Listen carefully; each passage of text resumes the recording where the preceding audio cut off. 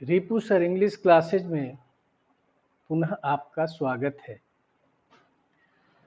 आज के इस वीडियो में मैं एक नया चैप्टर लेकर के आया हूं जिसका नाम है कंडीशनल सेंटेंसेज।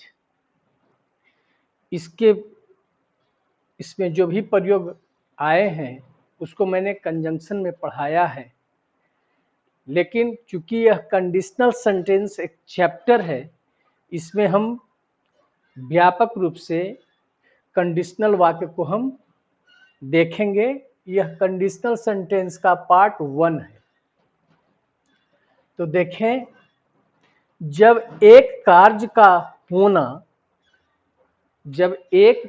का होना दूसरे कार्य पर निर्भर करता हो, यदि वाक्य में दो कार्य है तो किसी कार्य का होना एक दूसरे कार्य पर निर्भर करता हो तो उस वाक्य को हम कंडीशनल सेंटेंस कहते हैं। जैसे यू विल सक्सीड प्रोवाइडेड या प्रोवाइडेड दैट भी ला सकते हैं। यू वर्क सिंसियरली, तुम सफल होगे बशर्ते तुम सिंसियरली काम करोगे। तो देखिए, इसका भी हिंदी फ्यूचर में आ रहा है, लेकिन इसको बना रहे हैं सिंपल प्रेजेंट में। तो इसका मतलब यहां पर ध्यान दीजिएगा कि यदि दो कार्य भविष्य में एक के बाद एक हो और दूसरे कार्य का होना पहले कार्य पर निर्भर करे तो पहला कार्य सिंपल प्रेजेंट में होगा। तो यह जो है सो पहला कार्य है, बशर्ते तुम सिंसियरली काम करोगे तब तुम जा करके सफल होगे। तो पहला कार्य क्या है आपका? तुम सिंसियरली काम करोगे।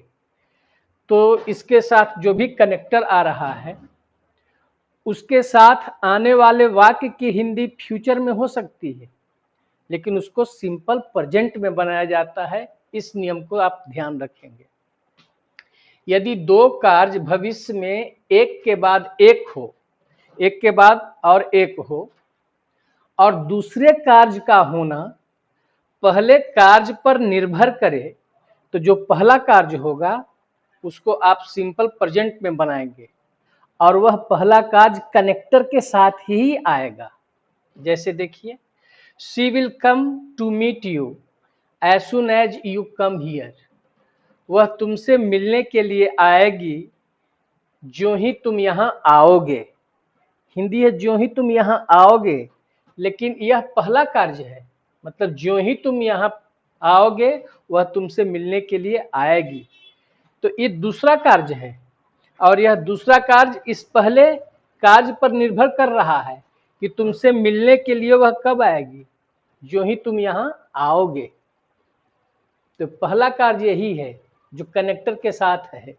तो इसके साथ वाक्य को कभी भी फ्यूचर में नहीं बनाएंगे बल्कि सिंपल प्रेजेंट में बनाएंगे।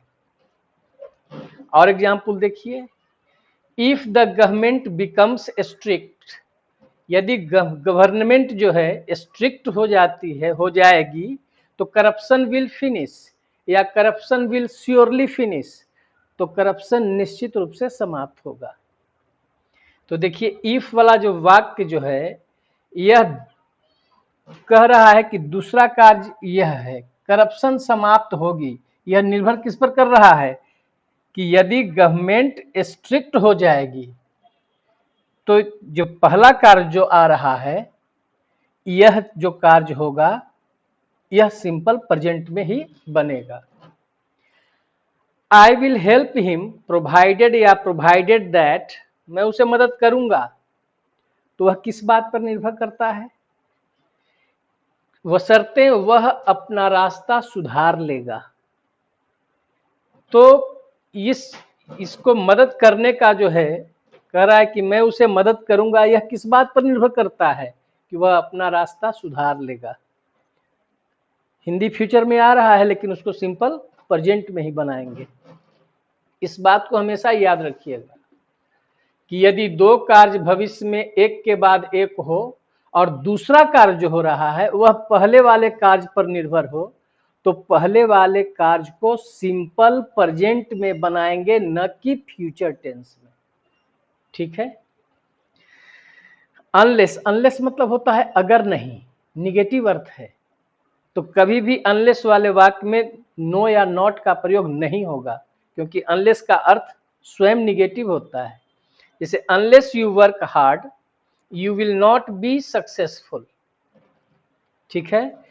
तो यह पहला कार्य है और दूसरा कार्य जो है इसी पहले कार्य पर निर्भर कर रहा है, जो कनेक्टर के साथ आ रहा है, इसको सिंपल प्रेजेंट में बना रहे हैं।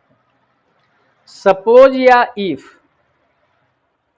जैसे सपोज या इफ में से कोई प्रयोग कर सकते हैं, लेकिन इसमें ध्यान रहे, आगे बताएंगे इसको, कि सपोज इफ एक साथ प्रयुक्त नहीं होता है।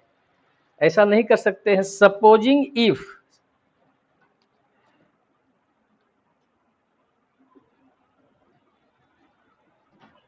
सपोजिंग प्रयोग कीजिए या इफ, दोनों में से कोई एक ही प्रयोग कीजिए, दोनों साथ है प्रयोग गलत माना जाता है। तो suppose, supposing you fail again या if you fail again what will you do. तो इसमें ध्यान रखिएगा कि सपोजिंग अलग प्रयोग कीजिए या इफ अलग, दोनों का एक साथ प्रयोग करना गलत है। अब इसमें आप देखिए लिखे हैं supposing if he refuses to meet you what will you do. यह गलत है, क्योंकि सपोजिंग के साथ दोनों एक साथ प्रयोग नहीं हो सकता है। या तो सपोजिंग का प्रयोग कीजिए अलग या तो इफ का प्रयोग कीजिए। ठीक है। तो आपको लिखना होगा इसमें सपोज लिखिए, सपोजिंग या इफ, दोनों में से कोई एक ही प्रयोग करेंगे, दोनों एक साथ प्रयोग जो करेंगे तो यह गलत होगा, सपोजिंग इफ गलत होगा। You can stay here as long as या so long as you want, तुम यहां ठहर सकते हो जब तक, जब तक के अर्थ में एज लॉन्ग एज या so long as you want. I shall go to play when my mother comes back, मैं खेलने के लिए जाऊंगा जब मेरी माँ आएगी। तो मैं खेलने जाऊंगा, इस यह किस बात पर निर्भर कर रहा है? तो जो जिस पर निर्भर हो रहा है वाक्य वह पहला वाक्य है, और वह वाक्य हमेशा सिंपल प्रेजेंट में होगा, फ्यूचर में प्रयोग करना गलत होगा। ठीक है। अब देखिए हम इफ का प्रयोग चल रहे थे। इफ के द्वारा कंडीशनल वाक्य इस प्रकार से बनाए जाते हैं। पहला है इफ के साथ सिंपल प्रेजेंट, तो दूसरा वाक्य में सब्जेक्ट प्लस विल या शैल प्लस V1 पढ़ाए हैं कंजंक्शन में, टाइम एंड टेंस में भी पढ़ाए हैं। जैसे if he works hard, if he works hard he will succeed. चूंकि यह कंडीशनल वाक्य है और यह पहला कार्य है, दूसरा कार्य निर्भर करता है इस पहले कार्य पर। पहला कार्य कौन है? He works hard. तो इसके साथ जो कनेक्टर आएगा यह सिंपल प्रेजेंट में होगा, फ्यूचर में नहीं होगा, जो बता चुके हैं। तो पहला स्ट्रक्चर है इफ का, इफ प्लस सिंपल प्रेजेंट, और दूसरा वाक्य में विल या शैल प्लस V1 का प्रयोग होगा। If he works hard he will succeed. दूसरा है इफ प्लस सिंपल पास्ट, तो सिंपल पास्ट होगा तो दूसरा वाक्य में हो जाएगा सब्जेक्ट के बाद वुड प्लस V1, तो यह हो जाएगा if you came let you would be punished. इसमें देखिए वुड प्लस V1 आपका एक्टिव है, लेकिन अगर आप पैसिव रूप में रहेगा तो वुड बी करेंगे, यह पैसिव रूप में है तो वुड बी प्लस V3। अगर यह वाक्य पैसिव में होता, इफ वाला वाक्य सिंपल प्रेजेंट में, दूसरा वाक्य विल शैल प्लस V1, अगर यह पैसिव में होता तो विल बी या शैल बी प्लस V3 हो जाता। तो विल या शैल प्लस V1 एक्टिव रूप, विल बी या शैल बी प्लस V3 रूप पैसिव। उसी तरह से देखिए, if you came let you would be punished. तीसरा प्रयोग है if plus simple past, sorry simple past नहीं, पास्ट सिंपल पास्ट तो हो चुका है, आपका पास्ट परफेक्ट है।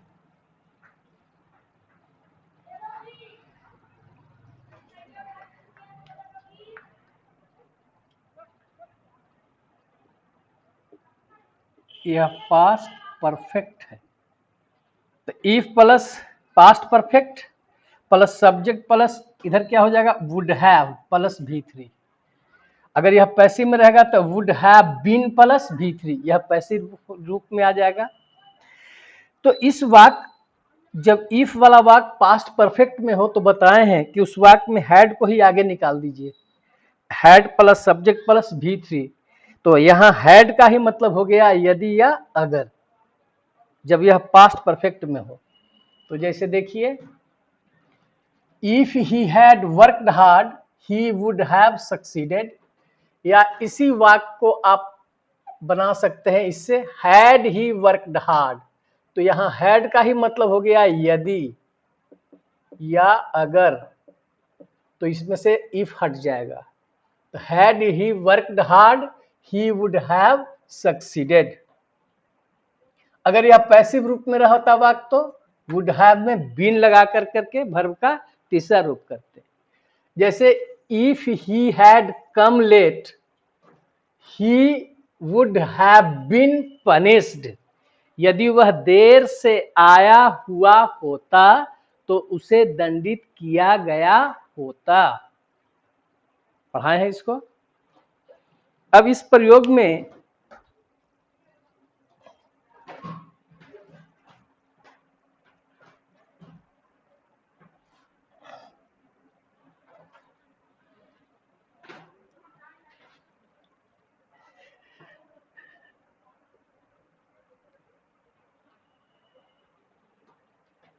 चौथा प्रयोग आप देखिए इफ का, कि if plus subject plus has या हैव, पास्ट में रहता तो हैड प्लस नाउन। तो हैज हैव हैड के बाद यदि नाउन आता है तो इसका मतलब हो जाएगा कि इसका अर्थ रखना है। तो इधर क्या वाक्य होगा, सब्जेक्ट प्लस यदि हैज हैव है तो विल या शैल प्लस V1। अगर हैड है तो क्या लिखेंगे, विल या शैल के जगह पर वुड का प्रयोग करेंगे जब हैड आएगा तब। जैसे if you have time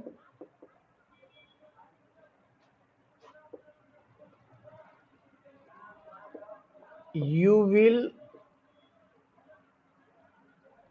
come here। कह रहा है कि यदि आपके पास समय है तो आप यहां आएंगे। अगर कहता कि if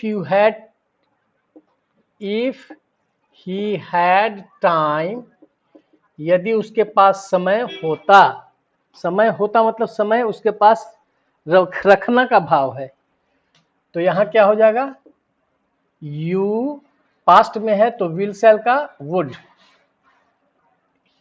he would come here. तो यह चौथा प्रयोग हुआ, हैज हैव, हैड के बाद नाउन हो तो रखना क्रिया का प्रयोग किया गया। अब देखिए इसमें पांचवा प्रयोग, if plus subject plus to be verb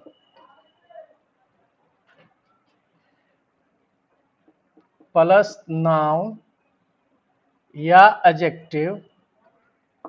तो टू बी वर्ब का मतलब हो गया इज, आर, एम, यह प्रेजेंट में हो गया, और पास्ट में क्या हो जाएगा, वाज या वर, होना क्रिया to be verb.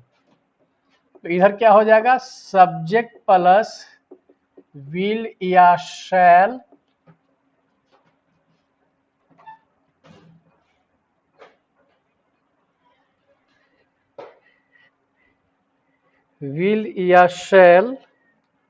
Plus V1। अगर वाज वेयर पास्ट टेंस में होगा तो वुड प्लस V1। अब देखिए,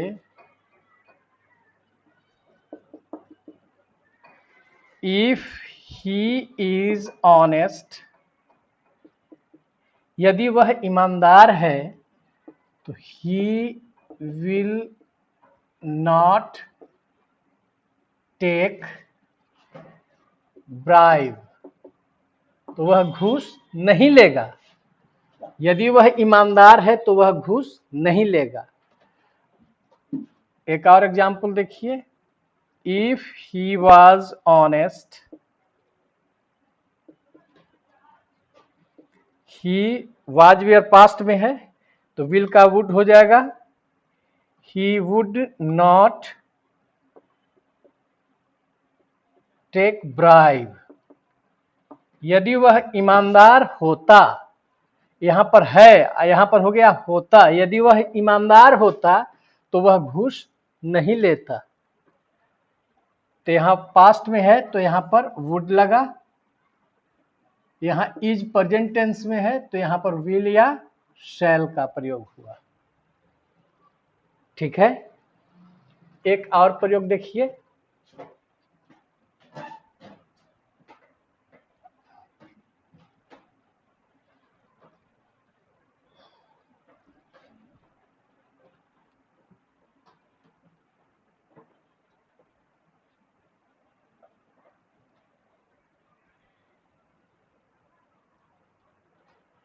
ये सारा प्रयोग हम बताए हैं, आप कंजंक्शन में देखेंगे सब प्रयोग बताए हैं।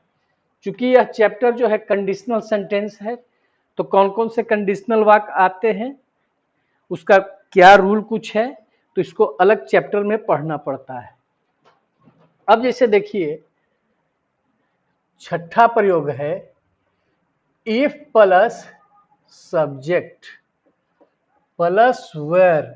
कोई सब्जेक्ट रहे, यहां पर वर आ रहा है, इसको वेयर नहीं पढ़ेंगे, वर प्लस नाउन, तो दूसरा वाक्य हो जाएगा subject plus would plus V1। इस वर का मतलब हो गया होऊं या बनूं। ठीक है, तो इस प्रयोग में आप देखिए कि इफ ही वर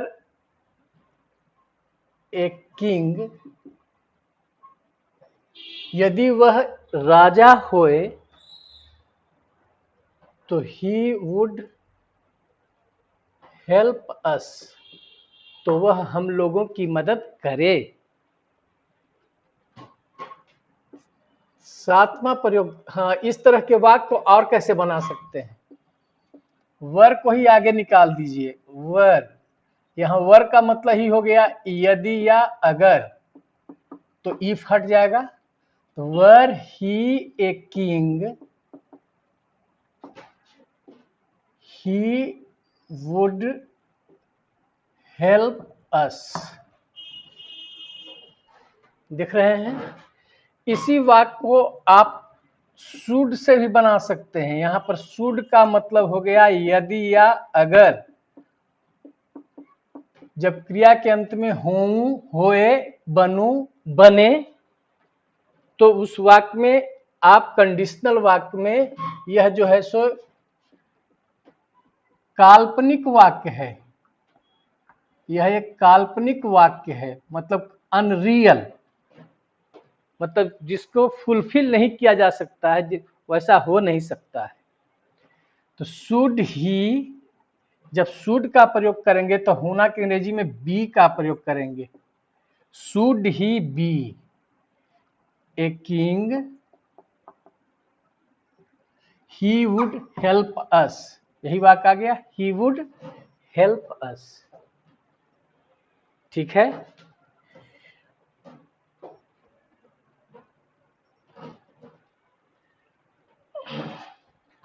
सातवां प्रयोग देखिए, if plus subject plus had been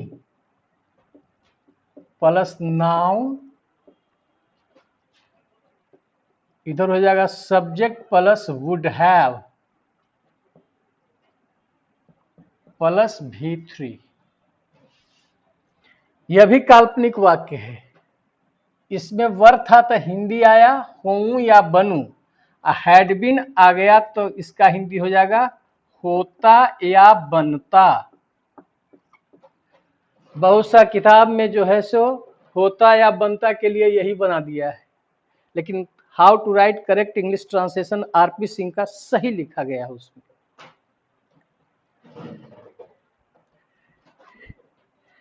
तो जैसे if he had been, if I had been a bird, यदि मैं चिड़िया होता, I would have flown to you.